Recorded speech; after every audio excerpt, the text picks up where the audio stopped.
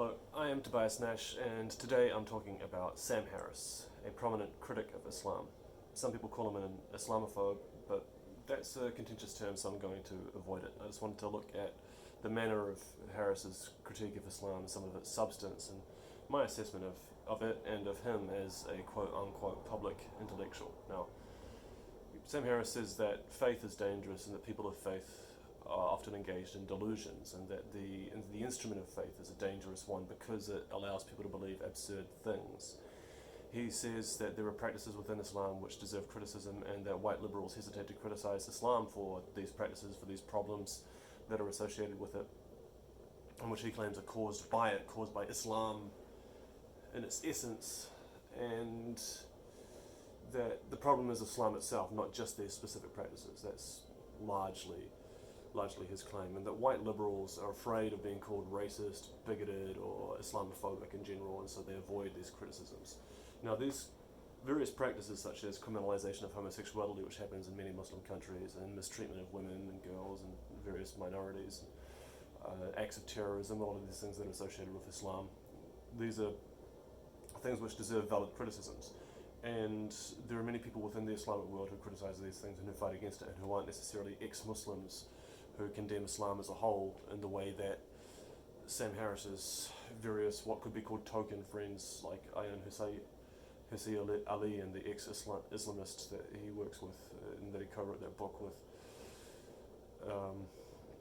the people within the Islamic world who are opposed to these various practices and are trying to push Islam in a more progressive direction aren't necessarily ex-Muslims like these guys. Or actually, that second guy is not an ex-Muslim. He wants to reform Islam, but there's still plenty of people who are promoting women's rights, LGBTQ rights, and various other social issues within Islam, and people who are anti-terrorism within Islam, who have nothing to do with these guys, who aren't part of some reformist movement. They're just pushing these particular issues and don't believe that Islam itself needs a fundamental reformation, because Islam has gone through many different iterations. Sam Harris says that the golden age of Islam is overrated, and that may be true. And medieval Islam, even though it may have been more tolerant in some senses than modern Islam that we find in the worst instances in countries like Saudi Arabia and Afghanistan,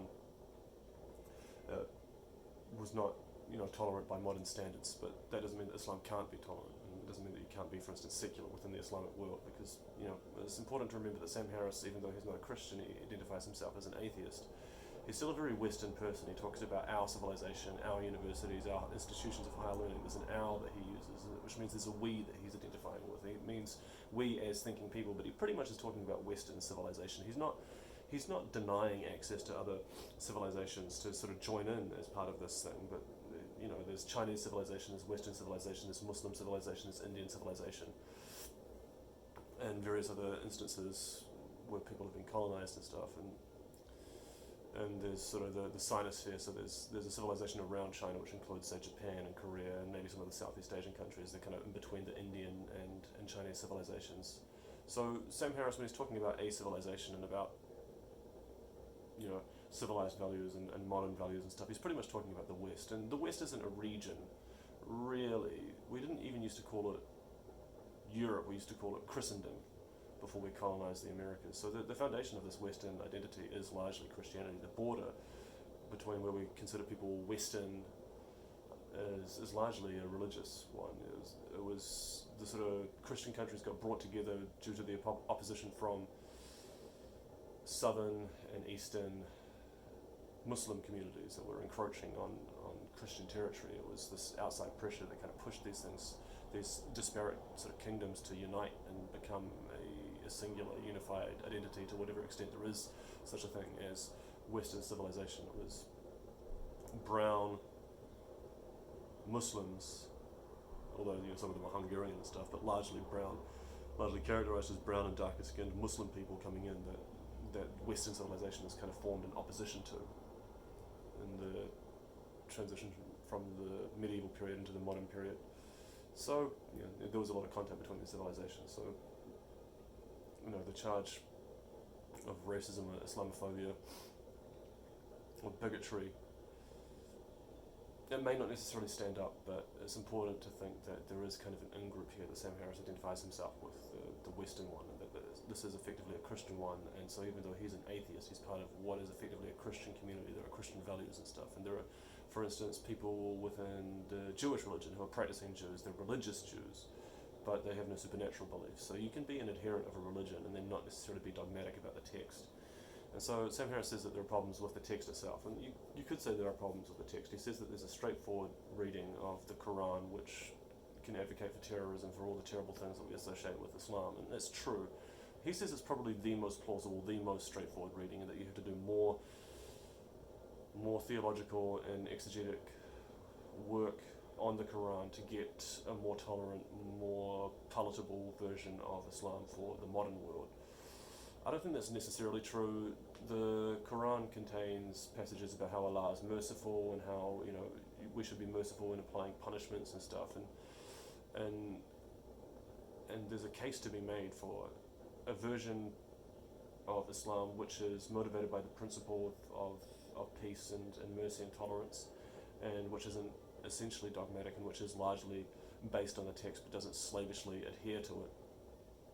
This wouldn't even necessarily be innovation within Islam, which is forbidden.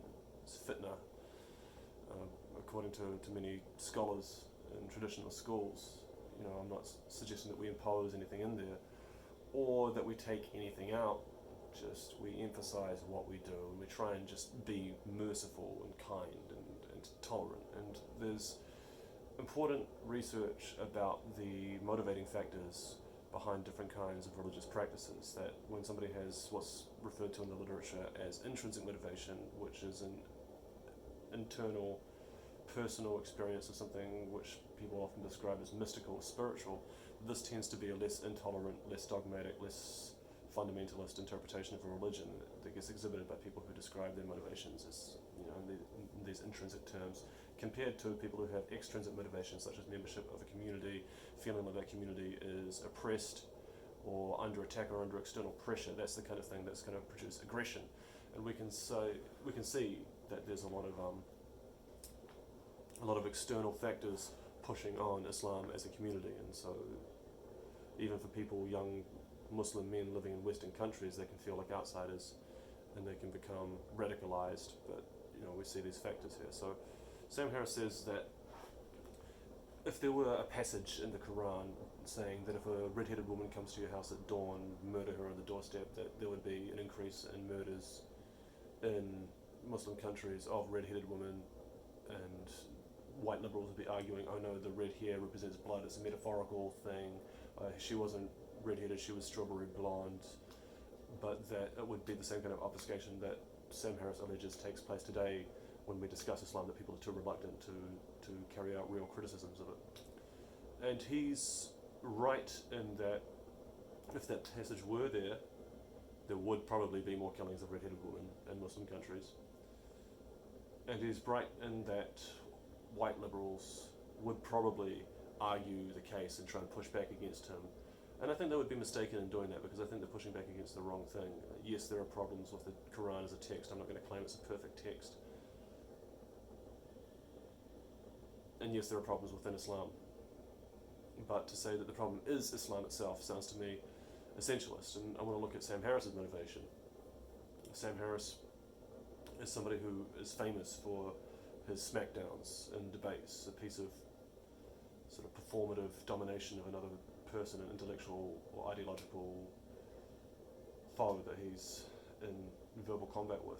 It's this kind of almost pornographic thing that came from his association with Christopher Hitchens, who was even more famous for it and was probably better at it. But Sam Harris does seem to have this talent and this relish that he has in contemptuously, sadistically humiliating people. And he wrote this book, The End of Faith, which is largely critical of Islam. I think there's one chapter on Islam, but it's critical of religion as a whole. And it's important to think about people's motivations and how easy it is to write negatively about something, or to speak negatively about something, to criticize something. It almost writes itself. There's a joy and a pleasure in it, and there's an articulacy and a height of expression that you can reach when you start to wax lyrical. You can produce good writing and good material and enjoyable material to produce and enjoyable material to read. If people agree with you and they read along, it can be satisfying. a whole series of motivations here. And Sam Harris presents himself as a neuroscientist. He completed what could be uncharitably called a vanity project, a PhD in neuroscience after having come back to university. I think maybe he was about 40 years old when he got his PhD. He had written a successful book and then subsequently, I think, returned to university and completed a degree that he had taken, 10 years off from completing. So I took, 12 years or something until I completed my degree, but I think of that as me being useless and feckless and unreliable as a youth.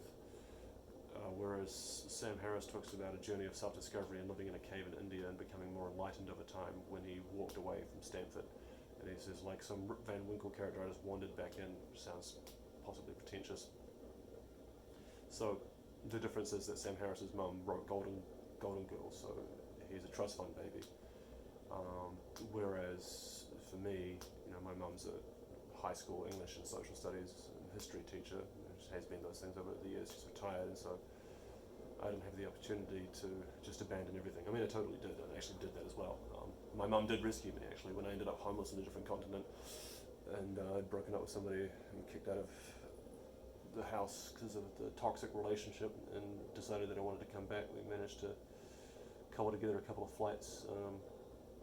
I waited a week or so here and there to connect them so we can get cheap ones and stuff. And it was it wasn't super difficult. My parents aren't poor, they're not broke. I didn't grow up poor, but I've probably experienced more real poverty than Sam Harris ever has in his life, although it's mostly self-imposed and the product of my own decisions. And there is that security blanket, but it's not like never having to worry about money ever again, which is the luxury that somebody like Sam Harris has. So he's this wealthy Western trust fund baby, presents himself as a neuroscientist, and the neuroscience, let's not talk about the validity of the fMRI studies in general, or of the work that he did on the correlates, the neurological correlates, neural correlates of religious belief. Maybe it's interesting, it's relevant to his overall thesis, but the neuroscience that he talks about a lot in his popular work, stuff about free will and determinism, and motivation. So he would be familiar with the fact that people aren't really aware of their own motivations, and they construct narratives after the fact. They make decisions and then they come up with explanatory justifications for those decisions if you ask why they did it. Sometimes there's some accuracy to it, but a lot of the time it's self-serving. So how does Sam Harris know that he's motivated by a genuine concern about Islam as a threat to human safety and well-being, rather than the kind of sadistic smackdown that we see and the kind of just contempt? And if you look at his political positions, he's a neoliberal largely, but he's also a big defender of Israel. I've seen the way that he spoke to a black man, Hannibal Buress, on the Joe Rogan show one time about BLM kind of issues, where Hannibal Buress was becoming angry, and Sam Harris seemed to code switch slightly and saying things like, look man, like saying man. It's not like black guys own the term man, but it does seem like Sam Harris acted different around a black guy, took the typical I'm a logical white guy position, pissed the guy off, and then said stuff about how, okay, maybe you've got lived experience, you've experienced this stuff more directly, but it's possible that even if somebody else is too distant from something to understand it properly, you could be too close, which is a valid argument in some ways, and it's something that I've thought myself at times, but the fact that that's how he conducted himself with a black guy makes me think that, and also the way that he says, I have Muslim friends, I have brown friends, I'm not racist. It's all the kind of stuff that an unconsciously little bit racist white guy would do. And you think that he grows up white. He grows up in a privileged background. He's smart, he knows it's not right to be racist, he tries not to be. It doesn't seem like he's made a huge effort to divest himself of whiteness. He seems attached to Western identity. He's got this contemptuous, arrogant way of delivering things. It could be super condescending. So his motivations are clearly suspect, and he's probably somebody that we shouldn't talk about in any serious sense. But that's just pretty much everything that I wanted to say about him. That the critique of Islam is too essentialist. There's plenty of people within Islam who don't say, well, the whole thing needs a reformation. You can't just say it's Islam, which is the problem. You can't say it's faith, which is the problem. Faith is a multiplier, not a valuer. It can really strengthen people's beliefs, and those can be good or bad. Maybe faith is dangerous. It seems like a fundamental human faculty, and in a way faith is similar to the idea of trust. You can have faith in somebody, you can trust that things are going to turn out, or even if they aren't, that it's not something that you need to really beat yourself up about or agonize over. There's faith that can be comforting and restorative, and it doesn't have to have any supernatural component. It doesn't mean that you have to have irrational beliefs. So I think the attack on faith, and then the blindness to the fact that he does engage in identity politics, that he does have an identity group, white Western civilization, even though he doesn't mind brown people who agree with him being part of it, or even brown people who disagree with him but don't present a threat. It's all complicated and mixed up, but it seems to me that he doesn't have the clarity of thought that he thinks he does, and people shouldn't listen to him or even really discuss him. And that's probably the last time that I'm going to mention him, because I've been told that I shouldn't talk about these guys, the so-called intellectual dark web, but I kind of want to address them because they're doing the same kind of thing that I really want to do, which is discussing politics in a way that sort of left tube maybe does in ContraPoints is really good, but she kind of hates talking about these political issues and these guys because she finds it distasteful. But there's something there, there's something that these guys were trying to do. They're trying to fill a certain role. They're actually pseudo-religious gurus in a way. And I don't want to be a pseudo-religious guru, kind of. I want to present my philosophy. I think that it's something almost like a religion, that it fits the role. It's like a meta-religion or something. It doesn't contain supernatural beliefs or anything, but I think that there is some kind of need for something like a religion, that there's a religion-shaped hole in our civilization, that we've become secular and stuff, but we haven't replaced the irrational beliefs of our inherited belief systems with anything new. We've got human rights and environmentalism, and those are pretty solid, but I think we need something a little bit more cohesive and coherent, something that people can get behind and come together as a community around, possibly, because I think that we've got a loss of social capital and community. I see the ways that these guys built these big audiences, and that there is a genuine hunger for intellectual discussion. It's just that a lot of the time it's this pornographic debate performance where somebody's getting laid into, and I enjoy that as well. I want to do that to these guys, sort of give them a taste of their own medicine, because there is the kind of slickness of delivery and a practiced ease, and maybe being forged into defiance of internet arguments and stuff. These pieces of shit shouldn't be so contemptuous, but these guys have sort of risen to the top. I don't think Sam Harris is a piece of shit. I think he's probably actually an okay human being. I'd like to meet him and fight him one day. I'd like to meet him, debate him, and then physically fight him, because I know that he practices jiu-jitsu, he's learning. I think that to test yourself as a man against another man with physical violence when you disagree with someone is there's something kind of cool about that. So I reckon, this is a challenge to Sam Harris.